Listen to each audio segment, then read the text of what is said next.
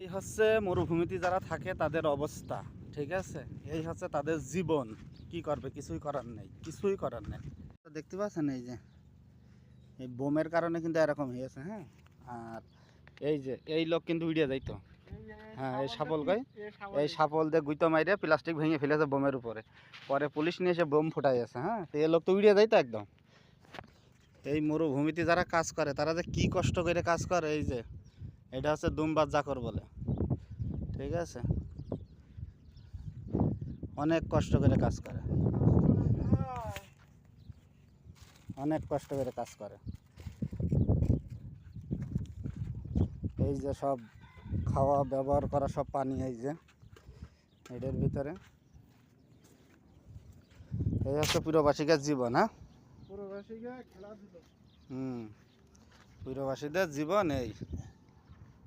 বাড়ি বউতে কি সুন্দর করে রান্না করে খাওয়া, আর এই যে নিজে রান্না করে খাইতে হবে এখন। এই যে সব হাঁড়ি পাতিল ধরছে, এখন মুরগি রান্না হবে। কি বলেন?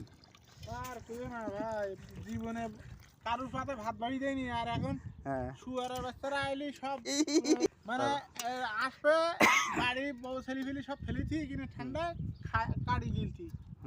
দাও কিনে জন বিয়ে করছি, এটা দাও ওটা দাও, এটা রান্না করে দাও ওটা রান্না করে দাও, চা বানাই দাও গাওয়া বানাই দাও, খালি খাওয়া।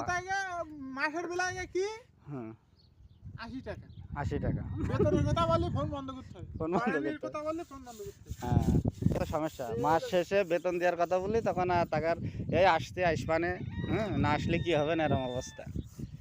এই হচ্ছে পুরবাসীদের জীবন।